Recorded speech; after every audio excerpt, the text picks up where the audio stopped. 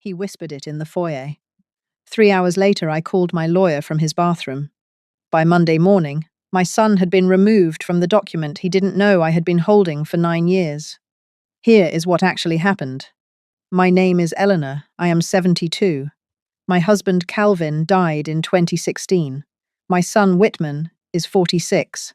He is, by all professional measurements, a successful man, a partner at a regional accounting firm in a city 2 hours north of mine. Married for 12 years to a woman named Adelaide, father of a boy named Theo, who was turning 10 on the Saturday this story begins. I had been invited to Theo's birthday party.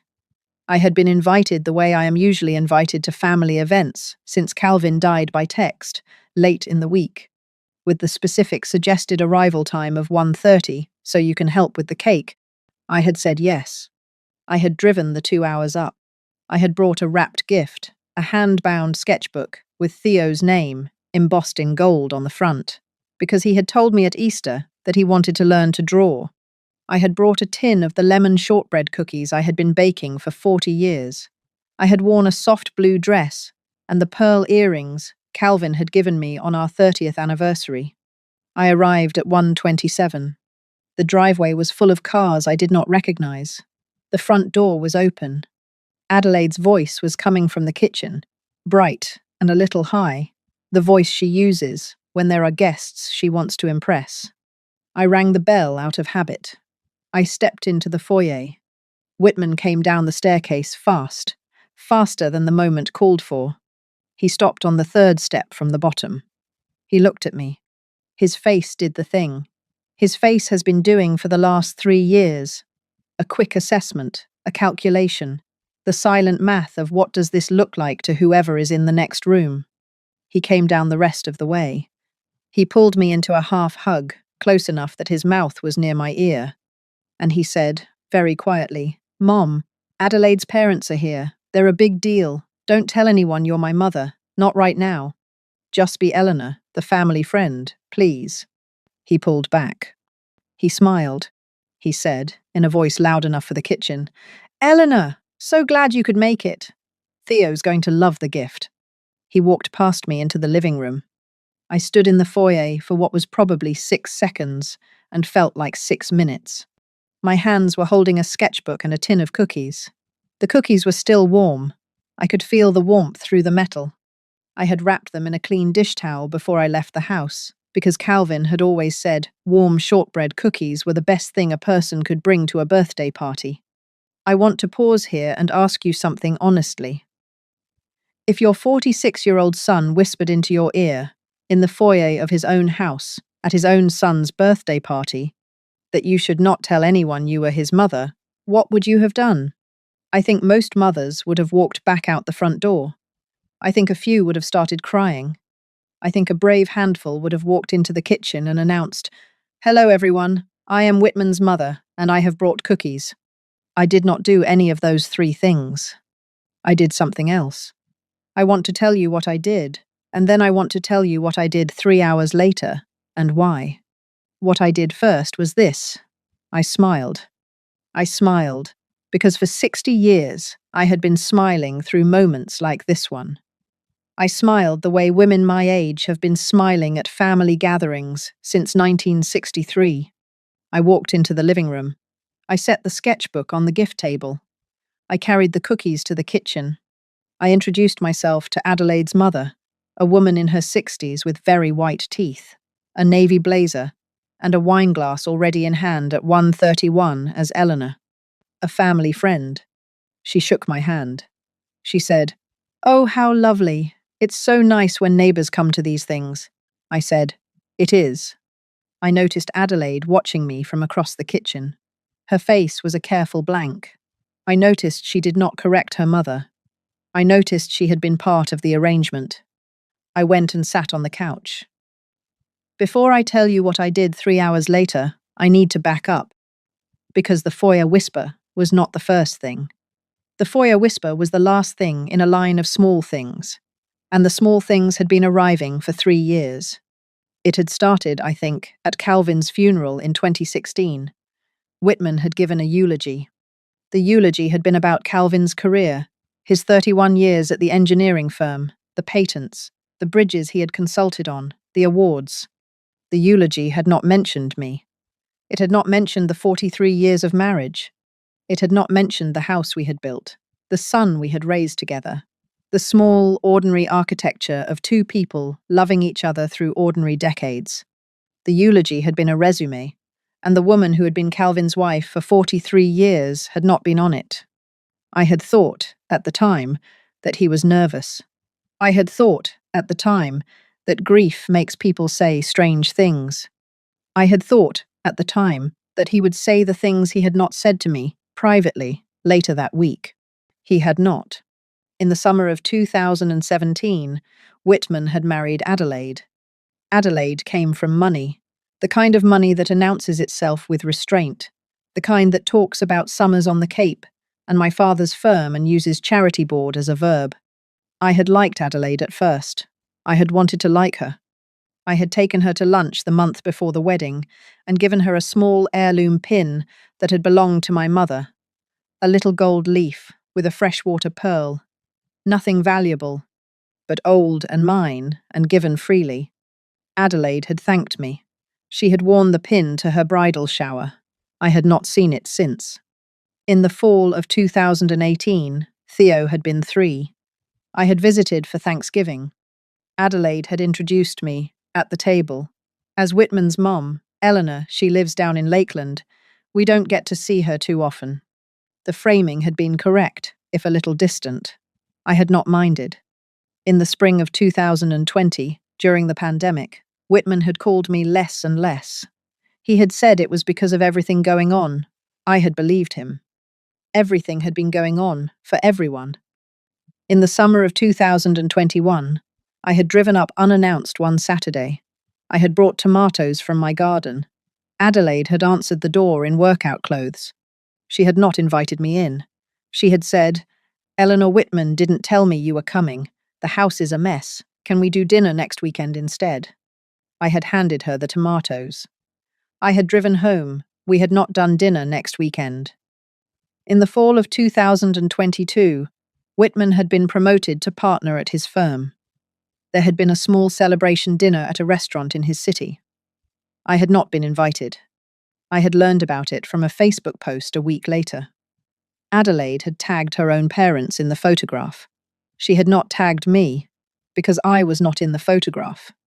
There had been an empty chair at the table in the background of the picture, and I had stared at that empty chair for a long time on my computer screen one Tuesday evening, and I had told myself I was being sentimental. In the spring of 2023, I had asked Whitman on a phone call whether everything was all right between us. He had said, "Mum, of course it is. I'm just busy. You know how it is." He had used the phrase, "you know how it is," the way men use that phrase, when they are hoping you will accept it, instead of asking the actual question. I had accepted it. I had been accepting it for 9 years.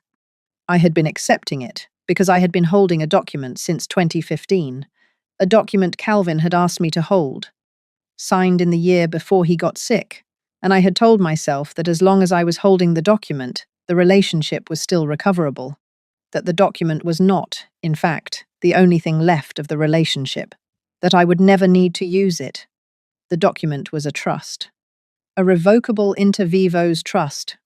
Calvin and I had established in 2015, into which we had transferred the bulk of our retirement savings, our brokerage accounts, and the deed to the lake house his grandfather had built in 1948.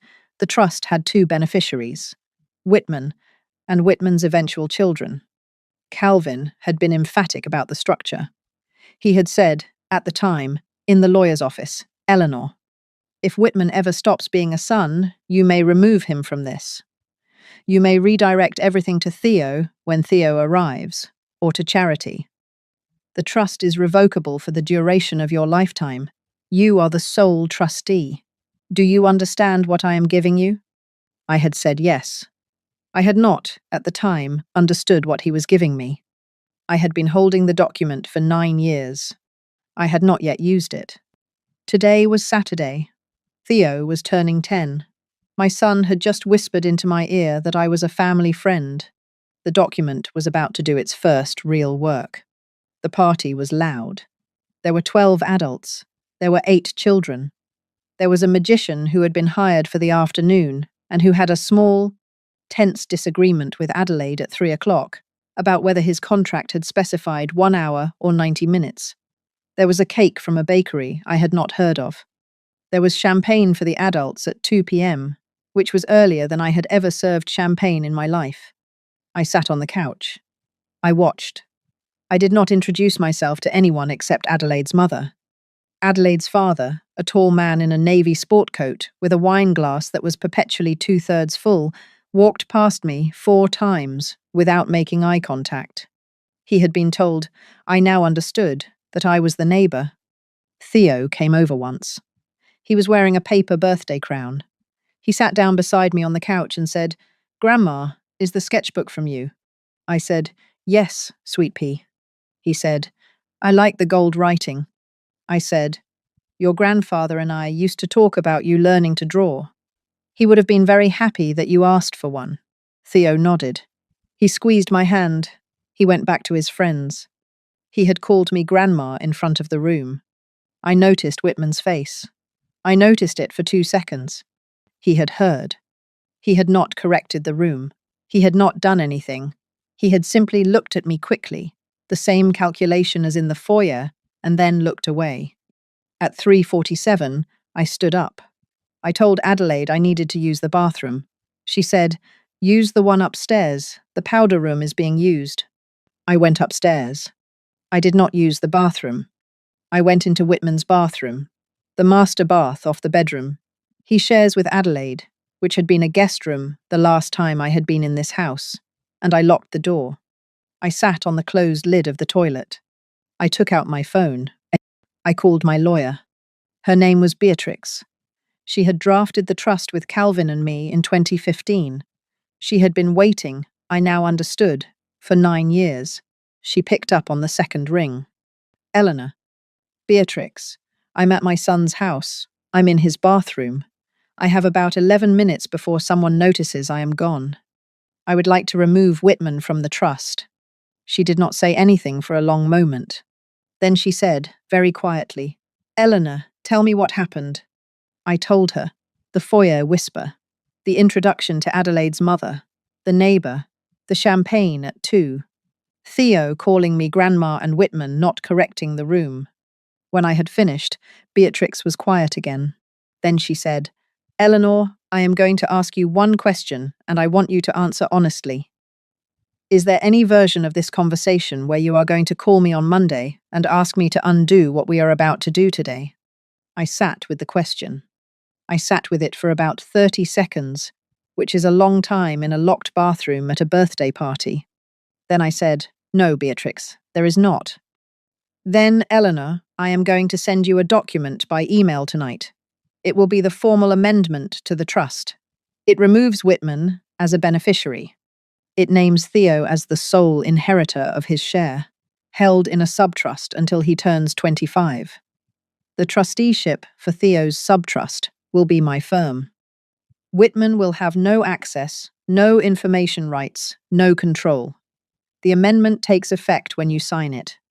I can have a notary at your house tomorrow afternoon at 3 p.m. Will you be home?" "I will be home." "Eleanor, one more thing. The lake house." "Yes." Calvin specifically named the lake house as a potentially separable asset. "If you want, we can transfer it directly into a small charitable foundation in his name, with you as the lifetime executive director. You could spend the next 10 years deciding what the foundation does. Or we can keep it in your name and let Theo inherit it at 25. Your choice." I closed my eyes. I thought about the lake house. I thought about Calvin teaching Whitman to swim there in 1981. I thought about Calvin's grandfather building the dock in 1948. I thought about the wooden sign Calvin had carved with his own hands. The year we got married, Eleanor and Calvin's. Established 1973, and which still hung above the front door of the cabin. I thought about whether I wanted that sign to one day hang in a house, where a grown man would whisper that his wife was not his wife, to a room full of strangers. I did not. Beatrix, set up the foundation, the Calvin Eldridge Foundation. I will be the lifetime director. The foundation will provide small grants to widows over the age of 65 who are caring for grandchildren whose parents have, for whatever reason, withdrawn the family connection. 5,000 a year, 12 grants a year, anonymous, no application required.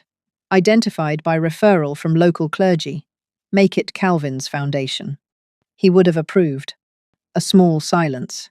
Then Beatrix said, in a voice I had never heard her use, "Eleanor." "Yes.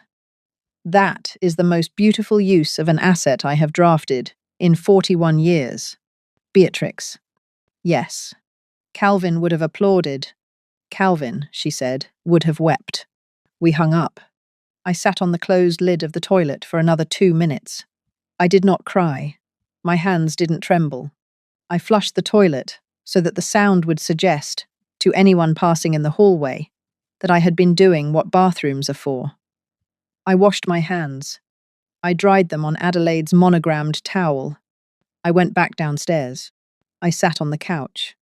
I watched my son finish his second glass of champagne. I stayed for 1 more hour because Theo had not yet cut the cake and I wanted to be there when he did. I sang the happy birthday song. I watched him blow out the candles. I clapped. I ate 1 bite of the cake, which was, in fact, very dry. As 12-year-old Atticus had predicted in a different story, in a different kitchen, and then I stood up and gathered my purse and walked over to Theo and knelt down beside him. "Sweet pea. Grandma. I am going to head home. The drive is long. I want you to know I loved seeing you today. I want you to know that the sketchbook is yours. I want you to know that you can call me any time for any reason. Your father knows my phone number. Your father can give it to you whenever you ask. Do you understand?" He nodded. "Grandma, are you mad?" "At you, sweet pea. Never. I love you. You did nothing wrong today." I kissed the top of his head. I stood up. I walked past Adelaide in the kitchen. She did not look up and out the front door. Whitman was on the porch on a phone call. He saw me. He held up 1 finger, the universal gesture of just a second important call. I waved at him. I smiled. I walked to my car. I drove home. The first voicemail came at 9:42 p.m. that night. It was Whitman. Mom, I listen.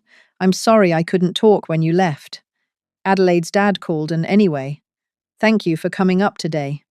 Theo loved the sketchbook. He talked about it for an hour after you left, about the gold lettering. Just call me sometime this week. Love you. I noted that he had said, Mom. I noted that he had not said, I am sorry I asked you to pretend you weren't my mother in my own foyer. I noted that thank you for coming up today was the apology he had chosen instead. I deleted the voicemail. The second voicemail came at 11:18 p.m. It was Adelaide. This one surprised me. Eleanor, I want to apologize. I want to apologize for many things, and I want to do it now, in a voicemail, because I am not sure I will have the courage in person. I knew about the foyer. Whitman told me on the phone Tuesday what he was going to ask you. I told him not to do it. He did it anyway. And I did not stop the introduction to my mother. I let it happen. I told myself that you would understand, because my parents are difficult, and Whitman is sensitive about how he is perceived around them. That was a lie, I told myself. The truth is that I have been small in your direction for 12 years, and I have used my parents as a reason. Eleanor, I am sorry. I am not asking you to forgive me. I am asking you to know that I know what I did and what I have been doing, and that I am going to spend the rest of my marriage trying to do something different. You are Theo's grandmother. You are his only living grandmother. I will not stand between you and him again. I saved that voicemail. I saved it in the folder. I had started keeping the morning after Calvin died, the folder labeled Letters from Women Who Finally Said It. The folder had been growing slowly across the last year. It now had 4 entries. The notary arrived at 3 p.m. on Sunday. Beatrix was with her. The signing took 11 minutes. I signed 3 copies. The notary stamped them. Beatrix took 2 with her. I kept one in the small leather folder Calvin had labelled Trust Original in 1995. On Monday morning at 9:04 a.m., the firm registered the trust amendment with the county. By Monday at 5 p.m., Whitman was no longer a beneficiary of his father's trust. Theo was the sole inheritor of what had been his father's share, held in subtrust until age 25. The lake house had been transferred into the Calvin Eldridge Foundation, of which I was the lifetime executive director. The foundation was registered as a 501c3 on Tuesday morning. By Wednesday, Beatrix had sent the first inquiries to 3 local parish priests in 3 different counties, asking for referrals of widowed grandmothers caring for grandchildren whose parents had withdrawn. The first grant of the Calvin Eldridge Foundation went out on December 12, 8 weeks after Theo's birthday party. It went to a 74-year-old woman in a town 2 hours west of mine. She was raising her granddaughter, age 11, because her son and daughter-in-law had decided it was easier this way for everyone. Her grocery bill that month had been $412. The grant was $5,000. Beatrix told me she cried on the phone for 20 minutes. I made the next 12 grants over the following year. Beatrix selected the recipients. I never met any of them. The grants were anonymous. On the second Saturday of December, which was Theo's 11th week of having a grandmother who was no longer pretending to be a family friend, my phone rang at 10 in the morning. It was Theo. He had figured out my number. I had not given it to him. He had asked his father. His father had credit where credit is due given it to him. Grandma. Sweet pea. Can I come visit you sometime? By myself. On the bus. I looked it up. There's a bus that goes from here to Lakeland. It takes 3 hours. I have my own money. I closed my eyes. Theo, sweet pea, you do not need to take the bus. I will drive up and get you, or your father can drive you down. We will arrange it with your parents. Tell me what Saturday you want. Next Saturday. Next Saturday. I want to learn to draw, Grandma, with the sketchbook. I haven't started yet. I wanted to start with you. Sweet pea. We will start next Saturday. I will pick you up at noon. We will draw together until Sunday afternoon. I will bring you home Sunday at 5. Grandma. Yes. Are you mad at Daddy? I sat with the question for a moment. Theo. I am not mad. I am adjusted. Your father did something this fall that hurt me. He has not yet apologized for it in a way that I can accept. Until he does, things between him and me will be quiet. But that has nothing to do with you and me. You and I are going to draw together for as many Saturdays as you want for the rest of my life. Do you understand? Yes, Grandma. Good. Pack your sketchbook. I will see you Saturday. We hung up.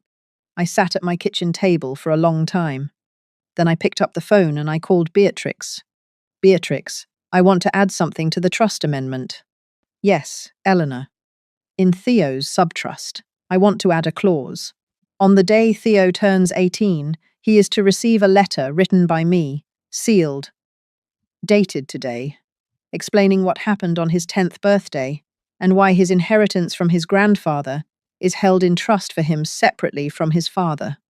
I want him to know, when he is old enough to understand, that his grandmother did not abandon his family. I want him to know that I redirected what would have come to his father, because his father had asked me, in a foyer, to pretend I was not his mother. I want him to know that I made the decision so that the inheritance Calvin built would never pass through hands that had whispered me away. A long silence. Then Beatrix said, very quietly, Eleanor, I will draft the clause tonight. Beatrix. Yes. One more thing. Yes. Calvin would not have wanted that letter to be all anger, so I am going to spend the next 8 years writing it. Slowly. Letter by letter. Updated every year. By the time Theo opens it, the letter will not just be the foyer story. It will be the story of his grandfather, and his grandfather's grandfather, and the Lake House Dock, and the Calvin Eldridge Foundation, and the 12 women a year who have a Christmas because Theo's great-grandfather built a cabin in 1948. I want Theo to understand what was redirected, not just what was taken away. Eleanor. Yes. Calvin would have approved. Calvin, I said, would have helped me write it. That night I sat in Calvin's reading chair with the small notebook I had started keeping the morning after Theo's birthday party, and I wrote one line. At my grandson's birthday, my son whispered, "Don't tell anyone you're my mother." So I told the lawyer instead, and I learned, at 72, that when a son removes you from his own foyer, the most loving thing you can do is remove him from the architecture that will outlive both of you, and redirect everything that mattered to the only person at the party who already knew who you were. Sometimes dignity does not arrive with shouting. Sometimes it arrives in a locked bathroom, on a flushed toilet, in a phone call to a woman who has been waiting for 9 years. Then I closed the notebook, and I drank what was left of my tea, and I slept the way a woman sleeps when she has finally stopped accepting, "You know how it is," as the answer to the question her son was no longer willing to be asked and started. At 72, in her own house, in her own chair, building an inheritance her grandson would one day understand, sentence by sentence, letter by letter, year by year, for the next 8 years of her life.